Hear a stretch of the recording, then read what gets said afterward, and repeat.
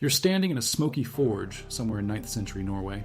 The acrid smell of burning charcoal mixes with something far less pleasant, the stench of rotting animal waste.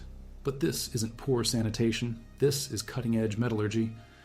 The Viking Age lasted from roughly 793 to 1066 CE, spanning across Scandinavia and reaching as far as North America, the Mediterranean, and deep into Russia. We remember the Vikings for their raids and exploration, but behind their fearsome reputation lay some of the most sophisticated metalworking techniques of the medieval world. These weren't primitive barbarians hammering crude weapons. They were master craftsmen who understood chemistry in ways that wouldn't be formally documented for centuries. What you're about to discover comes from archaeological evidence, forge reconstructions, and chemical analysis of surviving Viking Age artifacts. The archaeological record from sites like Jorvik, Hedeby, and countless rural settlements reveals a startling truth about medieval metallurgy. But before we continue, if you enjoy learning about historical technology and craftsmanship, consider subscribing and comment where you're watching from. Let's begin with what archaeologists call the organic flux mystery. When modern archaeologists first analyzed Viking Age forge sites, they found something unexpected in the slag heaps, high concentrations of phosphorus compounds that didn't match typical iron ore compositions. The source? Animal waste, deliberately added to the smelting process. Records from later medieval periods, combined with experimental archaeology, reveal why Vikings used what we'd consider waste products. Animal dung, particularly from cattle and horses, contains specific chemical compounds that act as flux agents when heated to forge temperatures. The organic matter burns away, but leaves behind alkali compounds that help remove impurities from iron ore. Dr. Lee Sauter's experimental archaeology work at his Virginia forge has demonstrated that adding dried animal waste to bog iron smelting can increase iron yield by 15-20%. The Vikings discovered this through generations of trial and error, long before anyone understood the underlying chemistry. But the practice went further than just dung. Archaeological evidence from forge sites across Scandinavia reveals Vikings used an entire arsenal of organic materials in their metalworking. Bone fragments appear consistently in slag deposits, not accidentally, but deliberately added.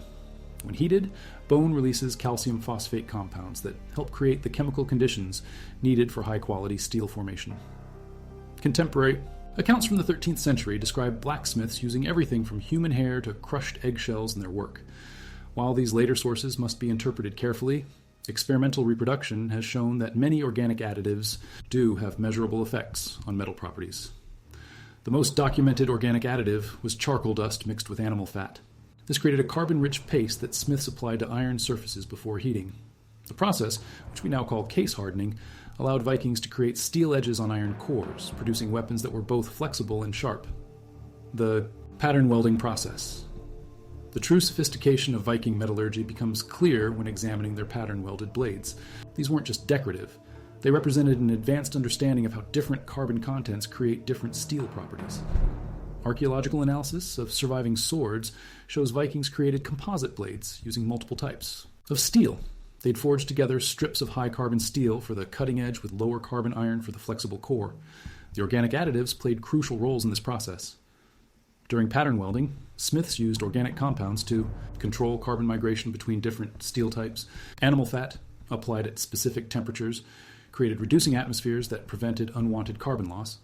Bone ash, sprinkled on the metal during heating, helped maintain the chemical gradients that made these composite blades possible. The serpentine patterns visible on pattern-welded blades result from this careful manipulation of carbon content using organic materials. Each twist and fold required precise temperature control and timing of organic additive application. The economics of waste. The use of organic waste in metalworking wasn't just technical innovation, it was economic necessity. High-quality iron. Ore was valuable and often had to be traded from distant sources. Bog iron, abundant in Scandinavia, produced lower-grade metal that needed significant processing to become useful. Contemporary analysis of medieval account books from slightly later periods shows that blacksmith services were expensive. A single sword could cost the equivalent of several cattle. Every technique that improved yield or quality directly impacted profitability. Vikings developed their organic flux techniques because they maximized the value extracted from available resources. Instead of discarding animal waste, they discovered it could improve their metalworking results. This wasn't desperation, it was sophisticated resource management. The systematic nature of this practice appears in settlement archaeology. Forge sites consistently show evidence of deliberate waste collection and processing. Storage areas contained prepared organic materials, suggesting smiths maintained supplies of these additives year-round. The cultural integration. What makes Viking organic metallurgy particularly interesting is how thoroughly integrated it became with their culture. Blacksmithing wasn't just a craft. It was deeply connected to their mythology and social structure. The god Wayland the Smith appears throughout Norse mythology as a master craftsman. Archaeological evidence suggests real Viking smiths held in similar social status. They weren't just workers. They were specialists whose knowledge was closely guarded and highly valued. This elevated status meant smiths could demand specific materials and working conditions. The use of organic additives required careful timing and precise application, skills that took years to master. Apprentice smiths learned not just how to hammer metal, but how to prepare and apply dozens of different organic compounds. The integration goes deeper than just technique. Norse sagas describe magical swords forged with unusual ingredients. While these are mythological accounts, they likely reflect real practices. The idea that powerful weapons required special materials during forging appears repeatedly in their literature. Archaeological evidence. The physical evidence for Viking organic metallurgy comes from multiple sources. Excavations at Jorvik revealed forge areas with distinct chemical signatures, indicating regular use of organic flux agents. Similar evidence appears at sites across Scandinavia. Analysis of surviving Viking Age weapons shows microscopic evidence of organic compound use. Scanning electron microscopy reveals characteristic inclusion patterns that match experimental work using traditional organic additives. The Vikings weren't just using these materials occasionally, it was standard practice. Perhaps most convincing is evidence from bog iron extraction sites. These locations show clear signs of organic material processing alongside iron smelting. Large quantities of animal bone fragments, ash deposits, and organic residues appear consistently at these sites. Dendrochronology dating of charcoal from these sites confirms the timeline matches Viking Age occupation. Chemical analysis of slag deposits shows the specific phosphorus and calcium signatures associated with organic flux use. The technical details. Modern experimental archaeology has revealed exactly how Viking smiths used organic materials. The process required careful temperature control and precise timing that demonstrates sophisticated understanding of metallurgy. First, smiths prepared their organic additives by drying and grinding animal waste into powder. Different animals produced different chemical effects. Cattle dung created alkaline conditions, while pig waste provided different phosphorus compounds. During smelting, they added these powders at specific temperatures. Too early, and the organic matter would burn away without effect. Too late, and the chemical reactions wouldn't have time to improve the iron. The timing required years of experience to master. For blade forging, smiths applied organic pastes to specific areas of the metal. The carbon and animal fats migrated into the iron surface, creating localized steel formation.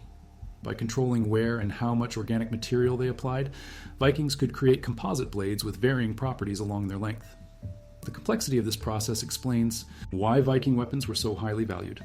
Creating a pattern-welded sword required not just metalworking skill, but deep understanding of organic chemistry. The smiths who mastered these techniques were practicing sophisticated materials science. The scientific analysis. Modern materials. Science has confirmed what Viking smiths discovered through experimentation. X-ray diffraction analysis of surviving weapons shows the specific crystal structures created by organic flux use. Spectroscopic analysis reveals trace elements that could only come from organic additives. These aren't random contamination. They appear in patterns that suggest deliberate use. The distribution of phosphorus, calcium, and other organic-derived elements shows clear intentional application. Chemical composition analysis of different blade sections reveals the carbon, gradients that made Viking swords both flexible and sharp. These gradients were created using techniques that required organic materials to control carbon migration during forging. The science confirms what archaeology suggested. Vikings were using organic materials as sophisticated flux agents and carbon sources. They achieved metallurgical results that wouldn't be formally understood until centuries later. Global context.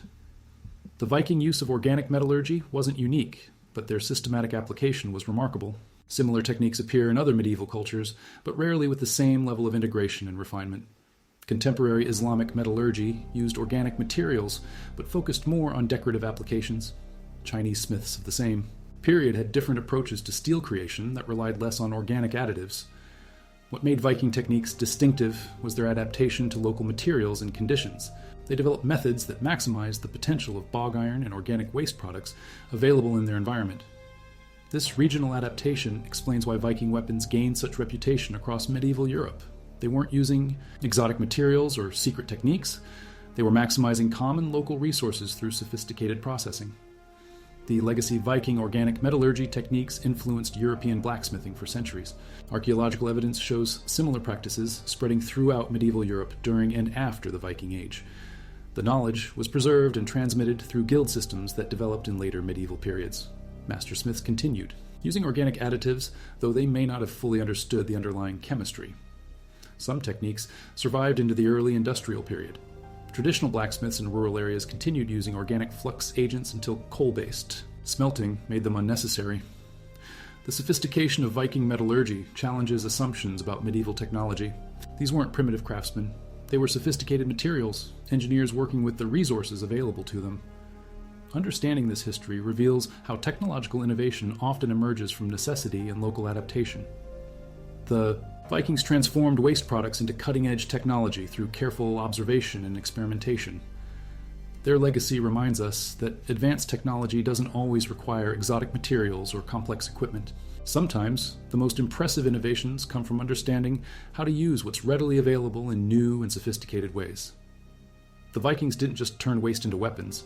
They developed an entire technological system that maximized their resources and created tools that shaped medieval history.